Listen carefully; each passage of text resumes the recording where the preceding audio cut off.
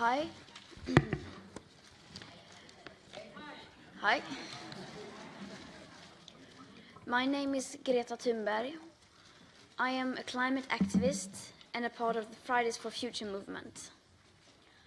And for over 1.5 years, we have been sacrificing our education to protest against your inaction. And in September, over 7.5 million people all around the world took to the streets, demanding you to unite behind the science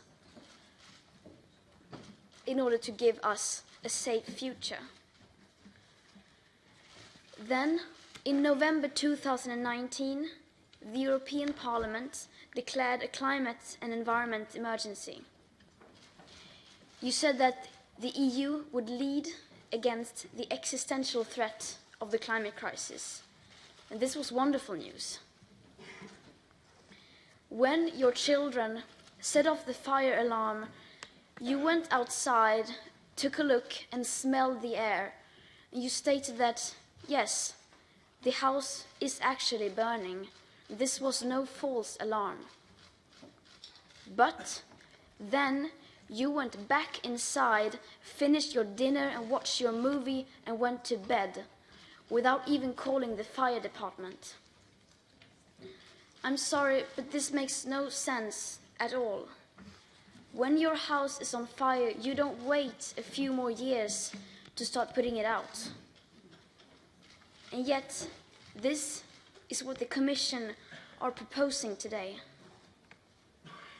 When the EU presents this climate law and net zero by 2050, you indirectly admit surrender, that you are giving up on the Paris Agreement, giving up on your promises, and giving up on doing everything you possibly can to ensure a safe future for your own children. Because this law is based on an insufficient CO2 budget that in reality gives us much, much less than a 50% chance of limiting the global average temperature rise to below 1.5 degrees Celsius. And any climate law or policy that is not based on the current best available science and does not include the global aspect of equity nor the annual emissions reductions needed starting now will be completely insufficient, of course. Such a law sends a strong signal that real sufficient action is taking place when in fact it is not.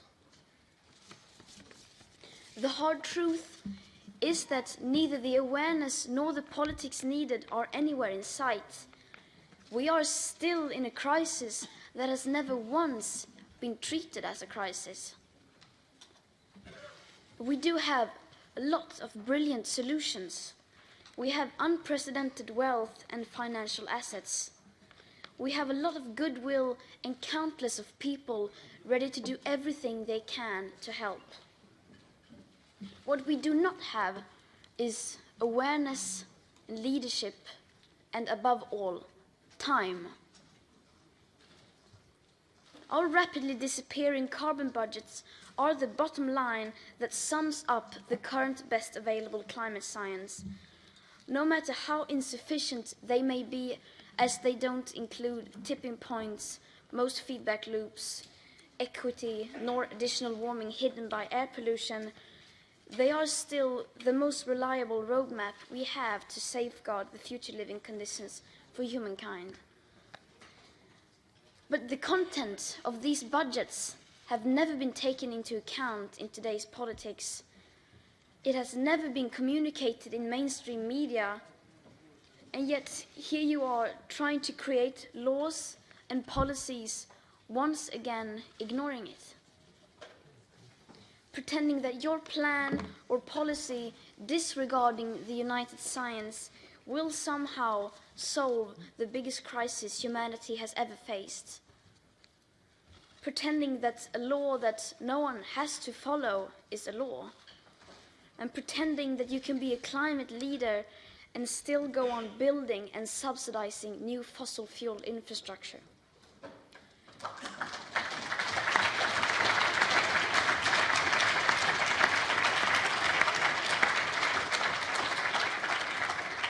Pretending that leaving out the global aspect of climate justice and equity won't risk breaking up the entire Paris Agreement. Pretending that empty words will make this emergency go away. This must come to an end. No policy, plan, or deal will be nearly enough as long as you just continue to ignore the CO2 budget which applies for today. We don't just need goals for 2030 or 2050, we above all need them for 2020 and for every following year to come. We need to start cutting our emissions drastically at the source now. Your distant targets will mean nothing if high emissions continue like today's business as usual, even for just a few more years, because that will use up our remaining carbon budget before you will even have the chance to deliver on your 2030 or 2050 goals. And since these negative emissions technologies that this law fully relies on don't exist today at scale and perhaps never will, we simply need to change our behavior, change our society. And this is the uncomfortable truth that you cannot escape, no matter how badly you want to or how hard you try. And the longer you keep running away from that truth, the bigger your betrayal towards your own children. The EU must lead the way. You have the moral obligation to do so, and you have a unique economical and political opportunity to become a real climate leader. You yourselves declared that we are in a climate and environment emergency. You said this was an existential threat. Now you must prove that you mean it.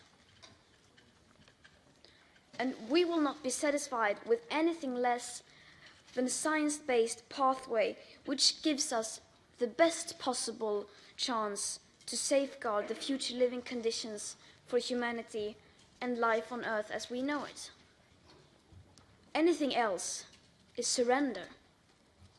This climate law is surrender, because nature doesn't bargain and you cannot make deals with physics.